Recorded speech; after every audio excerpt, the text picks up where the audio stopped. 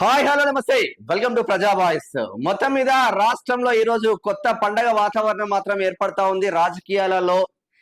మొన్నటి వరకు గెలిచిన ఎవరైతే ఎమ్మెల్సీలు ఉన్నారో, ఇటు టీచర్ ఎమ్మెల్సీలు కావచ్చు, అటు గ్రాడ్యుయేట్ ఎమ్మెల్సీ కావచ్చు, ఇక్కడ ఎమ్మెల్యే కూట ఎమ్మెల్సీలు కావచ్చు. అంటే కాంగ్రెస్ నుంచి ముగ్గురు ఎమ్మెల్యే కూట ఎమ్మెల్సీలు, సిపిఐ నుంచి ఒకరు, ఇక్కడ బీఆర్ఎస్ నుంచి ఒకరు, ఇక్కడ బీజేపీ నుంచి గ్రాడ్యుయేట్ ఎమ్మెల్సీ ఒకరు, టీచర్ ఎమ్మెల్సీ ఒకరు, ఇక్కడ పిఆర్టీయు నుంచి శ్రీపాల్ రెడ్డి ఒకరు. మొత్తం మీద ఈ రోజు శాసన మండలి చైర్మన్ గుత్తా సుఖేందర్ రెడ్డి ఆధ్వర్యంలో అందరూ మాత్రం ప్రమాణ స్వీకారం మాత్రం చేస్తా ఉన్నారు. ఇది నిజంగా రాజకీయాలలో కొత్త రోడ్ అని చెప్పుకోవచ్చు. ఎందుకంటే సుదీర్ఘ కాలంగా రాష్ట్ర రాజకీయాల్లో కాంగ్రెస్ పార్టీ తరఫున ఈ 10 సంవత్సరాలు వాయిస్ వినిపించిన అద్దంకి దయాకర్ కు ఎట్టకేలకు ఎమ్మెల్సీ పదవి దక్కింది ఎమ్మెల్యే కోటాలో.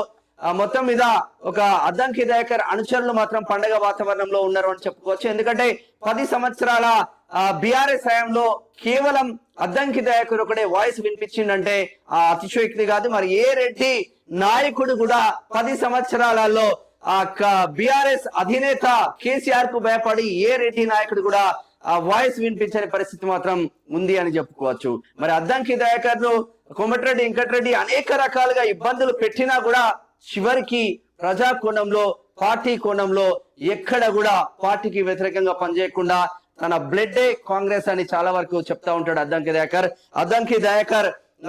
దయాకర్ అన్న నిజంగా ఈ రోజు ప్రమాణ స్వీకారం చేస్తా ఉంటే చాలా ముచ్చటేసిందని చెప్పుకోవచ్చు. చాలా పెద్ద ఎత్తున ప్రమాణ స్వీకార మహోత్సవాలు మాత్రం జరిగింది.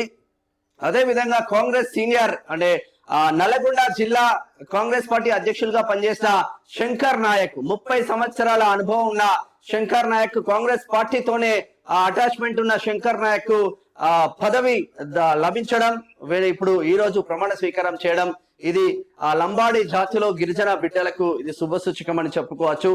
నిజంగా పెద్ద ఎత్తున గిరిజన బిడ్డలకు కూడా అవకాశం కల్పించింది కాంగ్రెస్ పార్టీ అని కూడా చెప్పుకోవచ్చు. ఇటుపోతే టీచర్ ఎమ్మెల్సీలు సరే, విజయశాంతి విషయానికి వస్తే అప్పటి వరకు విజయశాంతి అసలు ఎక్కడా లేదు.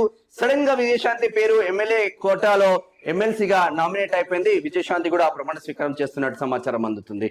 ఇక సిపిఐ నుంచి సత్యం, నెల్లికంటి సత్యం, తను వాళ్ళకు ఒక సీట్ ఇస్తారన్న నేపథ్యంలో వాళ్ళు అంటే ఒప్పందం మేరకు సిపిఐకి ఒక సీట్ మాత్రం కేటాయించారు నెల్లికంటి సత్యంకు. ఇక శ్రీపాల్ రెడ్డి నల్లగొండ, వరంగల్, ఖమ్మం, నల్లగొండ టీచర్ ఎమ్మెల్సీ బరిలో నిలిచి చాలా పెద్ద ఎత్తున పిఆర్టీయు నుంచి గెలిచిన శ్రీపాల్ రెడ్డి ఈ రోజు ప్రమాణ స్వీకారం చేశారు.